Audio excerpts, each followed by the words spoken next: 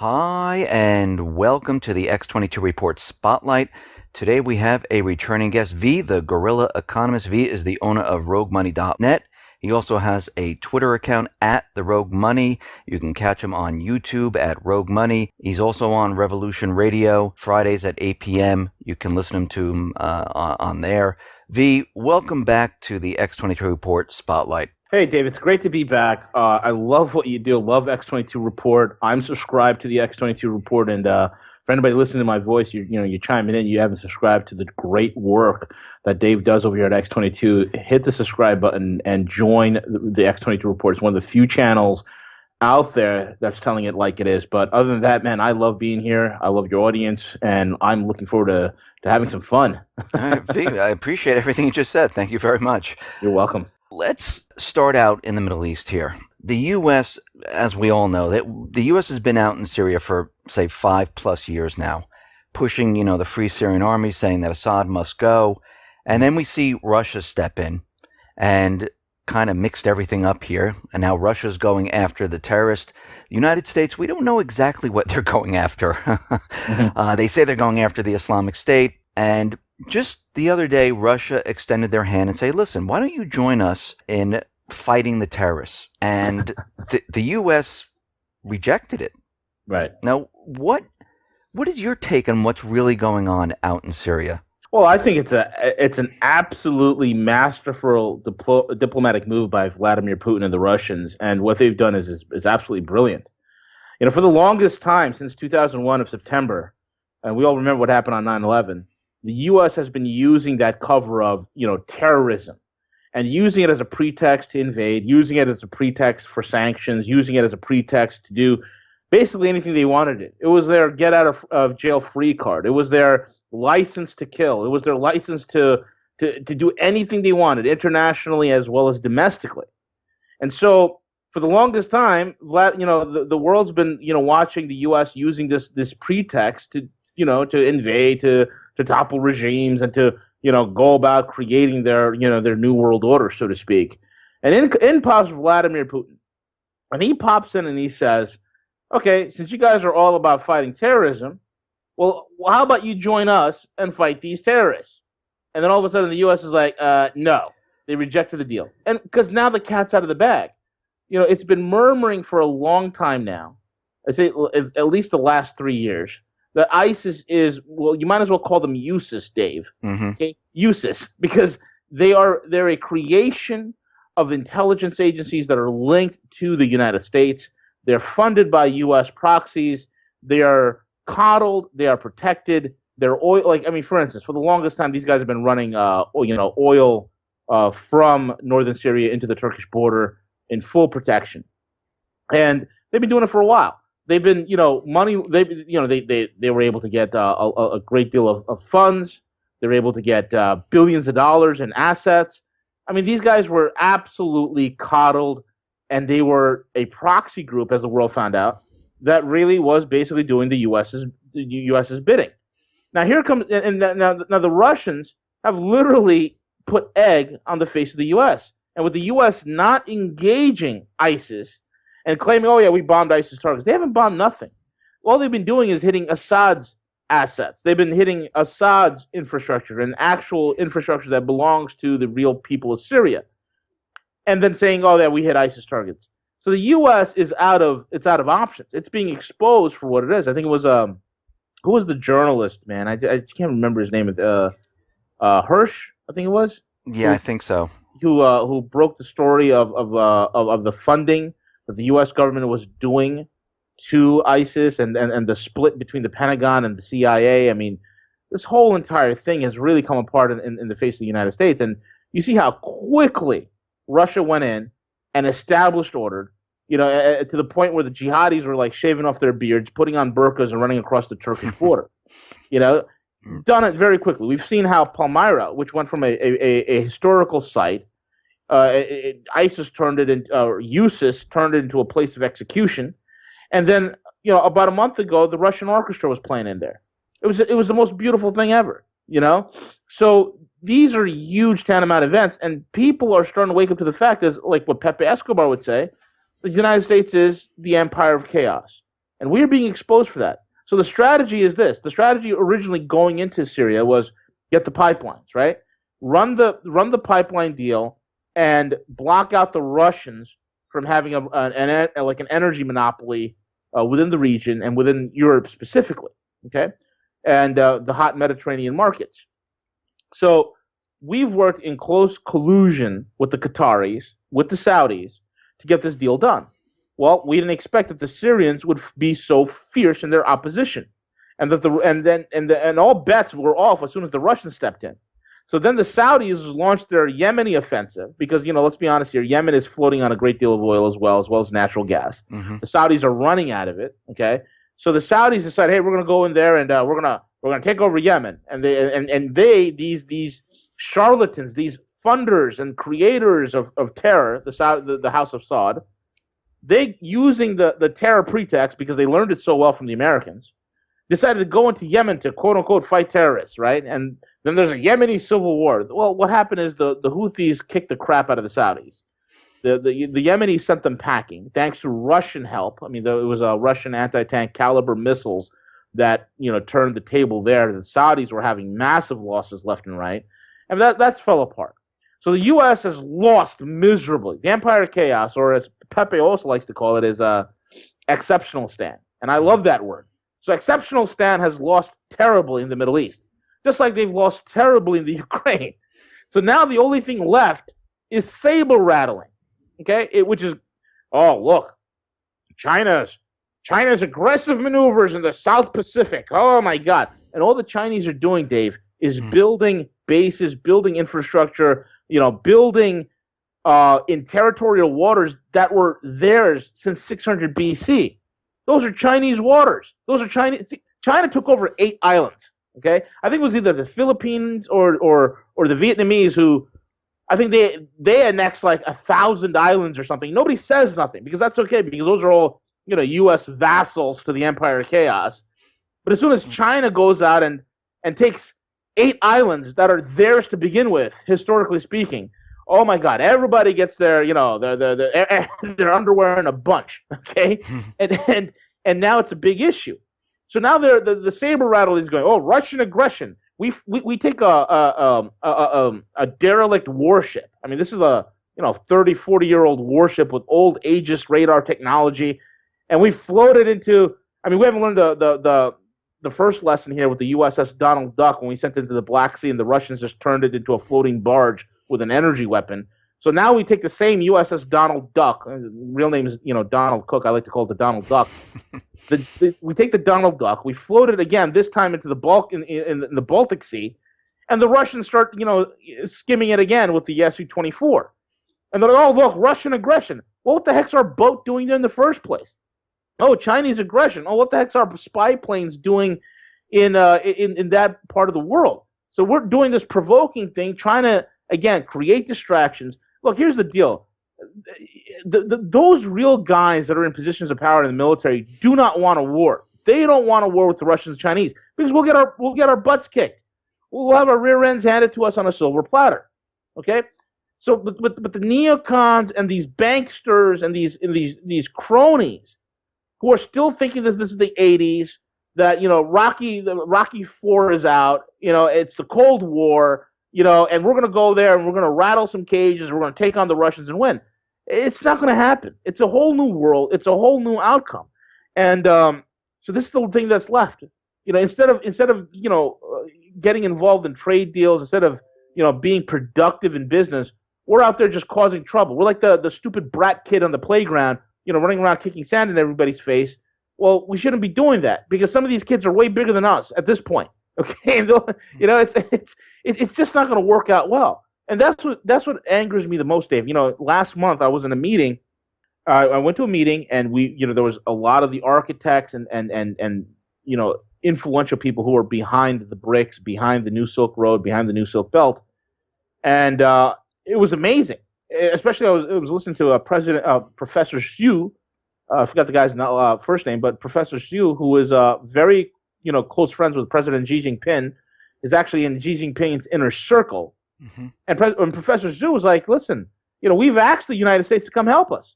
We have asked the United States to be a part of what's going on with the New Silk Road and be part of the New Silk Belt, which it would be economic prosperity for all. The U.S. says no, because we're not the ones doing it. And of course, you haven't learned how to building anything. We're pretty good at breaking stuff. So the answer was no. Okay, well, I was looking at this whole thing and I was thinking to myself, Dave, here's trillions of dollars worth of business and infrastructure deals that U.S. companies could be doing. But we said no because we want to go ahead and create a tyrannical TPP because it benefits the corporations that own our government. It's the most ridiculous thing, man. It's sick. I just want to go back to Syria for 1 second here. Sure.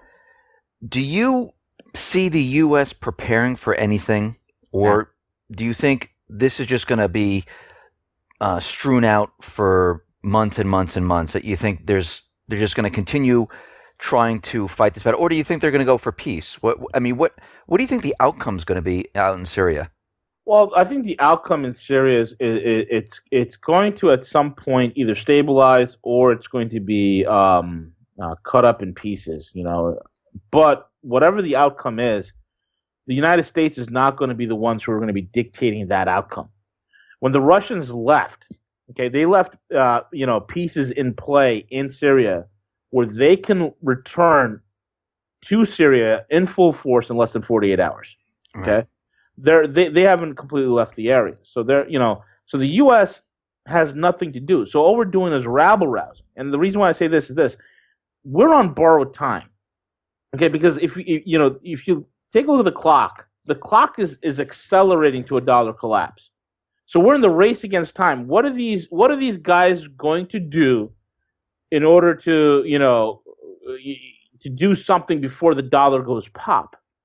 And with every aggressive action that the U.S. takes in the South China Seas, every action they take in the Middle East or in Eastern Europe, or economic sanctions, this, that, and the other, it's just going to accelerate the death of the dollar. I think so in terms of Syria, they've lost. There's nothing they can do. People say, well, we're going to float an aircraft carrier battle group. And, I did an interview with Greg Hunter on USA Watchdog, and laid it out this way. People need to understand the mentality of the military-industrial complex. When that word is mentioned, the automatic response within us Americans is that this is a cadre of incredibly intelligent people that do things that make sense. But the reality is, it's just another bloated bureaucracy that is looking to pad its own pockets, number one. And number two, it's another bloated and dim-witted bureaucracy that is slow to change, slow to adapt, and slow to maneuver. Okay, the case in point is this, okay? If we, like for instance, the mentality of these guys is like for instance, Dave, if the oceans of the world dried up tomorrow, the military-industrial complex will still be building submarines. Okay? Right. And they'll have a bucket line. Okay, a bucket line of people that goes from the municipal drinking water supply all the way out to the shipbuilding docks where these submarines are being built, and they'd have a bucket line of people throwing buckets of water on it. Because that's just what we do. Why do we build submarines if the oceans are dry? Well, that's just what we do. So people are like, well, we're going to float aircraft carriers into the area. Aircraft carriers are obsolete. Okay? It's going to be a shooting gallery if we move ships into the Mediterranean. It's going to be a shooting gallery. Okay, so it's not going to work out well for us because the armaments that the Russians have in terms of their missile technology is 2 generations ahead of us. So you're gonna you send aircraft carriers in, you're gonna have them going right down to the bottom. So these guys, the mentality of the military-industrial complex is to keep lining the pockets. So they'll do these aggressive acts and provocations in the Middle East and the South China Seas, just so they can go to their crony congressmen they bought and paid for and say, look at the aggression. We need to confront the Russians here. We need to confront the Chinese there. We need to stop the aggressive expansion. There's no aggressive expansion of China. China's cutting business deals without firing a single shot. What's the aggressive expansion they're talking about? Right? That's true. So in order for them to get funding, in order for them to stay relevant, they know, like for instance, the military-industrial complex is a $500-600 billion business. Okay, that's a lot of jobs. That's a lot of jobs. Now they've been bloated to such a huge level, right? Now there's such a bloated bureaucracy. What is the number one resolve? What is the number one goal of any bloated bureaucracy? stay in power, right? Keep staying bloated and constant expansion. It becomes parasitic. So just like every other bureaucracy in the federal government, whether it's DHS, the military-industrial complex, the Defense Department, intelligence, FBI, these things just keep expanding and ballooning. The EPA, these are all bloated bureaucracies. They're all inefficient. They're all filled with idiots, majority of them, and they're not effective. That's why we can never adapt to a business footing. That's why we can't adapt into the completely different world that we've emerged in, simply because it's not politically expedient. What's possible is not politically possible, and what's politically possible is not even reality. So this is the gears that we're stuck in. We're run by idiots, Dave. No, I agree with you. We are. But doesn't this pose a problem? Because in Syria and in Yemen and in Libya and Lebanon, Iraq, we see the U.S. pouring more troops, the coalition forces pouring troops into these areas. And we see the people of these countries, rising up saying, something, we're sick and tired of the U.S. We're sick and tired of the puppet governments. We want the countries back. Now, if all of these countries where, there's chaos throughout the Middle East, if the U.S. loses control in this entire area, the whole system is based on the petrodollar. Right. So the U.S. is just going to sit. I mean, we can tell they're not just going to sit back, but they need to do something at this point, don't they, to prop up the petrodollar to keep it alive? Because if that falls and all these countries say, something, we're not going to use the petrodollar. Let's use the euro. Let's use the ruble. Let's use the yuan. Let's use gold. Doesn't really make a difference. Let's use everything but the dollar. Doesn't the U.S. have a major problem on its hands? Oh, the U.S. has a tremendous problem on its hands, and the problem is really accelerated to the next level. I mean, take, for instance, when the Chinese SIPs went online, right? Mm-hmm. That whole SIP system, the Chinese interpayment system, it integrates fully with SWIFT and then bypasses the Fedwire, right? Right. So the Fedwire using chips is the biggest thing in the dollar empire. It's the biggest, one of the biggest, components in the entire, king dollar sphere of influence. You're a country, you're on the sanctions list. Now you can't wire money anywhere because all the money that's wired anywhere has to go through SWIFT. It has to go through the Fedwire, no matter what. If you're Angola, you're wiring money to Cameroon. Same thing. It's going to be sent out to SWIFT, right through the Fedwire, right to Cameroon or something like that. Okay, but now with the SIPs, you're just bisecting the entire Fedwire. You no longer have to utilize the U.S. The U.S. is no longer the toll booth on the interchange of global finance. So that's been removed. That's a huge shot. So not only are people dumping U.S. debt, not only is the fact that there are nothing but net sellers of U.S. debt and not net buyers, but also the fact that the entire world is going away from the petrodollar. The petrodollar is falling apart. I mean, OPEC. I mean, the December 23rd meeting, I've spoken about it a couple of times. People need to really pay attention to what happened when they met in Vienna with that December 23rd meeting that they did with OPEC. The biggest thing coming out of there, Dave, was they were not acting like a cartel. It was literally every man for himself. Mm. They're fracturing. And one of the head guys, okay, which was from the oil minister from the United Arab Emirates, Dubai, Abu Dhabi, and all that. The UAE, the guy from the UAE says, we're going to act in our best interest in order to be competitive and for the best pricing for our customers. Unbelievable. That was shockwaves. So Saudi Arabia had nothing to say. So now OPEC is literally fracturing. And now with Iran entering into the oil market has really changed the ballgame. Because once those nuclear power plants go online, Iran will have the infrastructure necessary in order to refine more of its oil. And Iran has more oil than Saudi Arabia. So this is a huge change of events. And they are going to be able to sell their oil for any other currency besides the dollar. I mean, they started off with the euro, but they'll take anything. So this is a huge, huge change of events. So the petrodollar is on its last legs. It's effectively dead. People are just waiting for it, somebody to go, take it behind the tool shed and put it out of its misery at this point, Dave. So what is the U.S., how desperate does the U.S. government slash central bankers, how desperate are they to start war then, or to do anything else? The whole thing is this, and it's to the level. Well, people there's some pundits that are like, oh, it's going to be World War III. How? Who's going to fight it? Think about it. We have 1,600 nuclear missiles. Okay, 1,600. The Russians have 27,000.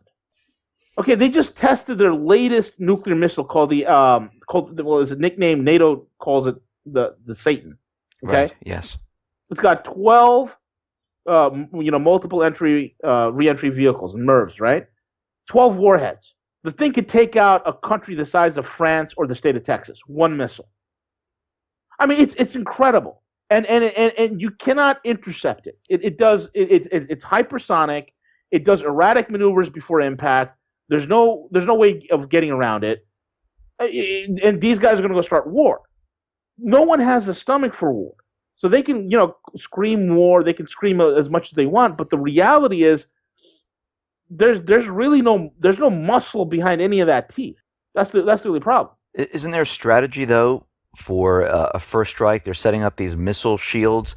They do believe that if they hit Russia or China first, they'll be able to block the nuclear. I mean, this is their mindset, though. I think this is what they're telling everyone. Like, oh, don't worry about it. We got these missile shields. We're going to be able to strike them, and if they fire off their missiles, we'll be able to hit them before they even hit the upper atmosphere. Not to worry. It's somebody should talk to the guys on the USS Donald Duck and see how that worked out. Yeah. In terms of the missile shield, I mean, we're using upgraded Patriot missiles, which are 20, 30-year-old missile designs. We are using antiquated technology. It's a joke. There is no defense. There's no defense against the latest ballistic missiles from Russia as well as China. There is no defense. First strike is ridiculous. It's just not going to happen. They'll detect our stuff, coming into the upper atmospheres and take ours out. I mean, they have surface to air missiles that like the S-500 can take out an ICBM with no problems, and that's a hypersonic missile that does 120 G turns. Deadly accurate, the most advanced surface air missile on the planet. Those things will take out our ICBMs without a problem. Then what? What's the response going to be? Forget about it. We're going to get wiped out. And I think there's a lot of human beings with good heads on their shoulders in our military that understand this. We're not equipped to handle any of this. They don't want this fight. The best thing we could do is overthrow the numbnuts that are in power right now, string them up, and hang them by their lampposts. So we can say that what the U.S. is doing now, provoking Russia, provoking China, they're in the Middle East, all this ties in with the economy, that the economy is limping along. I know the president and the Fed keep telling us how great the economy is and how wonderfully everything is doing. What's your take on the economy now? Like, where are we at this point? We're at the dangerous end of this whole entire thing. I mean, when I looked at my data, and I was saying it since 2014, 2015, I was saying, by the end of 2015, the dollar will be completely undermined, and it is undermined severely. Mm-hmm. And then by 2016, the wheels are going to start coming off this thing. And I think as we get closer to the fall season, going through this soon-to-be summer of chaos, into the fall season, I think a lot of setbacks are about to happen to the economy. And I think this thing is going to somehow fall apart. I think, in 2017, first or second quarter, this thing is definitely going to be coming apart. Economically speaking, we are worse off than we ever were or at any point. So we're at extremely dangerous levels. I've just seen this thing get worse, man.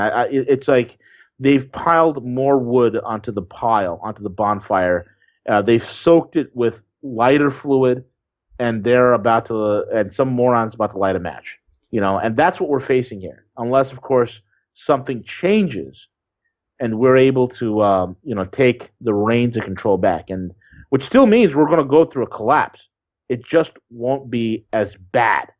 I mean, best example I can give anybody, take a look at Venezuela. I mean, my buddy Jeff Berwick from Dollar Vigilante just got back from Venezuela, and you could take a look at his YouTube videos of him being down there. It is atrocious. People are eating cats and dogs, man. And I saw the people, raiding the supermarkets. I saw, people rioting. And when this starts to fall apart here, I can see the same thing happening because a lot of people are still asleep. People don't realize what's going on. They think the economy is doing well. And what's very interesting about as they continually talk about the economy, I just saw in the Wall Street Journal that we've been having these retail numbers come out, and they've been terrible. I mean, retail is declining. We're seeing stores close. We're seeing people laid off.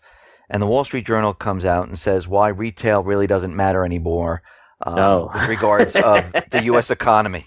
And what's funny is if you go back a couple of months, they talked about how manufacturing doesn't really matter. Right. So what matters now? That's what I'm saying. I mean, every time there's a decline, they keep saying, okay, manufacturing doesn't matter. Retail doesn't matter. Quality of jobs doesn't matter. So what is the economy at this point? I mean, I don't even understand where they're going with all of this. It's paper pushing.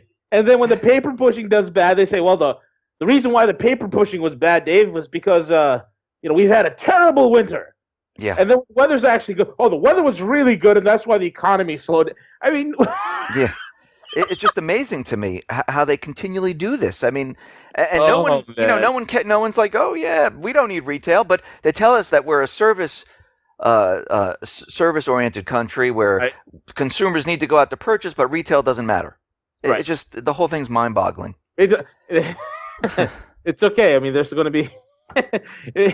Yeah, I'm at a loss, man. But folks, if that doesn't scare the heck out of you, I'm not saying about I'm not talking about fear, but in terms of if that doesn't wake you up to the fact that we are running a fictitious dog and pony show, that it's such a bad a Ponzi scheme. It's so obviously fake and fraudulent. It's as real as a $3 bill. If people don't realize that, I don't know what is. I mean, service manufacturing doesn't matter. Consumer spending doesn't matter. Retail doesn't matter. Service sector doesn't matter. The only thing that matters is the printing press, Dave. That's it. And he who has the printing press wins, or so they think. True. Do you think the Fed is really going to raise interest rates in June? They told us they were going to raise it like 4 times this year. Yeah, they probably might, and that's basically to keep the dollar propped up because there's a lot of pressure in the derivative market.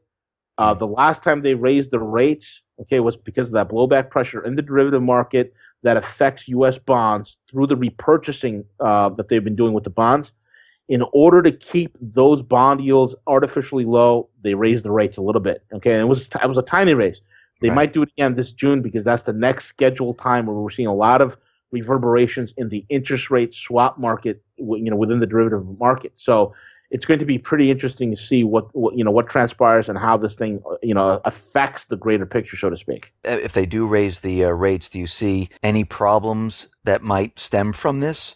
I mean, the rates are going to get higher. So it's still, it still will affect, in terms of, the slight cost of borrowing cheap money. So we're pretty much in basically between a rock and a hard place, Dave. The characteristics of cheap money is that cheap money always seeks the most highest risk. That's the characteristic of it.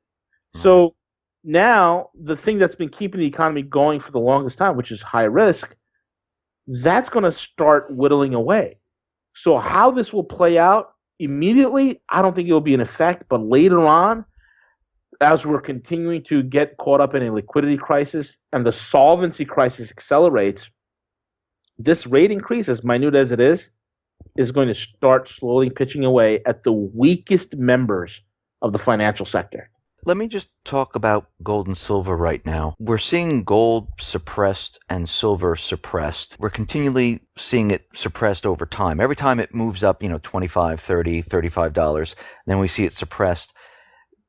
How much longer do you think they can continually do this? Because if we go back to December, gold was at $10.50. Now we're at 12 and change, like $12.40 or whatever it is today. There was some point in time where it almost hit $1,300. then it was suppressed back down.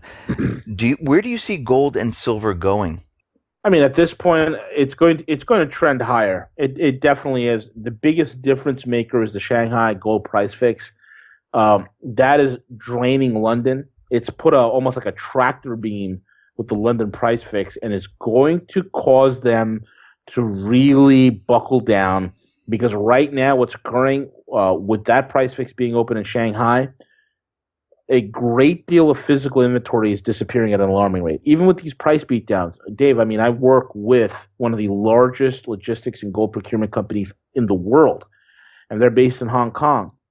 And, I talked to my partner and I said, hey, man, so what's the deal? What's going on in terms of inventory? And, he said straight out to me just, weeks ago as well, V, the deal is that, certain bullion, it's getting harder to get. There's waiting lists for it. So in other words, what's happening even at the refiner level in Switzerland. When we, place an order for a client, we, go out to Switzerland to go get it from the Swiss refiners. They're on back order. Okay, so there's no stockpiles of this anymore. It's literally, we place the order. We're waiting for the ingots to actually get refined down into LBMA certified gold and silver, and then we're immediately taking it right out of there. So there's no stockpiling. Do you get what I'm saying? Yeah. Before you'd bring in, you'd refine it, they take it in the back, and there's a stockpile for it, and they'll bring it out. Now it's it's coming in, it's going right out, and we're waiting about a week or two for delivery, and that's us. We're one of the the largest, and we supply two of the three biggest distributors in the United States. So all your local coin dealers and online retailers that are getting like real bullion, okay, we're supplying these guys. So those guys are backed up on deliverability on certain things as well. So it's a whole supply chain issue that's occurring. It's only going to get worse because physical inventory is drying up, and it's only a matter of time before the realities of what we are facing in terms of supply and demand starts knocking the heck out of COMEX and the LBMA, and reality starts setting in for a lot of people that, hey, you know what, this whole paper contract stuff is all a bunch of nonsense. So it's a game changer. This will trend higher. What signs would you look at? Because right now, I mean, people saw gold move up and then they see it come back down. Like, oh, look, nothing to worry about. Gold came down. You know what? I'm going to sell what I have because I see it coming down, because that's normally how people think. What would you tell people to look for where you see gold moving up, where you should start getting worried? Like, okay, this is it. 1,300. 1,300. 1,300. That's the most there's for a lot of reasons. Number one, it's 1,300. There's a numerological aspect to it. I mean, don't ask me why, because these cronies that control the game for now are obsessed with this occult nonsense. So 1,300 is a well defended, it's a well defended line. Okay, so that's the Maginot line right there. We get past 1,300. I mean, this thing's off to the races, and I think that. I think we'll probably go past 1,300 this summer. Really? Yeah, I think so, and I think we'll probably be at 14 to 1,500 by the fall. And then it's anyone's guess, because I'll tell you right now, there's no silver. So if you're seeing silver spot price at $17, and then when this thing goes pop and it goes to I don't know, $200, $300 an ounce. And then people are going to rush out to buy silver. There isn't any. There literally isn't any. And the funny thing is, I'll get emails. Oh, well, I don't know what he's talking about, this guy V. I can go to Jimmy John's Coin and Carry and I can buy 1 ounce American Eagles. Yeah, okay, put an order in for $50,000, Jimmy John's, and see what happens. Right. See how long you wait. So while gold is moving up, will they try to suppress it? Will they be successful in suppressing it? Long term, no. They will not be successful in suppressing it, because they suppress it because of all the paper manipulation. But that's coming to an end in a very, very alarming rate. So the long term possibility of them keeping them suppressed, it's coming apart. They're losing control. Because they're losing control economically, Dave, is why you see a lot of the saber rattling, is why you see a lot of the provocations that are being talked about and that are being done around the world by the Empire of Chaos. While gold is moving up during this period of going into summer, fall, what happens to the dollar? What do investors do in the stock market? Does everyone start getting worried and say, "Oh, you know what? I'm pulling my investments"? Yeah, the smart money's already moved out of a lot of the stock. A lot of the equities, a lot of the securities. They've moved out. I mean, guys like Soros. I mean, the scumbag dumped all his banking shares, I think, last year. A year and a half ago, he dumped all his banking shares and he was out. Icahn dumped all his Apple shares. I mean, these guys are the smart money understands what the heck's going on. They know the manipulation. They see it for what it is.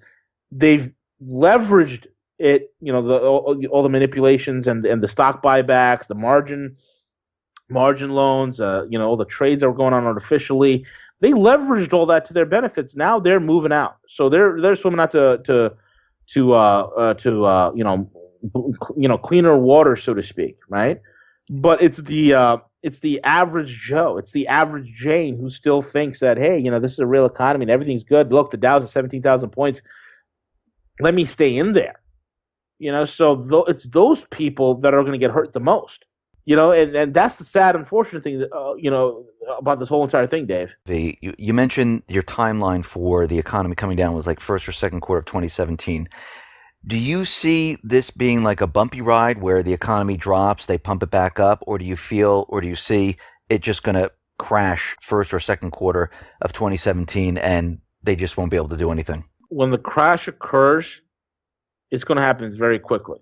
One of the questions I always get is how fast will it move? The answer is we don't fully know, because never before have we lived in such a world where you have these things called high frequency trading, where a stock position can be moved in and out of 10,000 times in a millisecond. So we've never lived in a world like that. So the speed of this collapse, I can't even fathom how quickly this thing will happen. And there's nothing but triggers globally.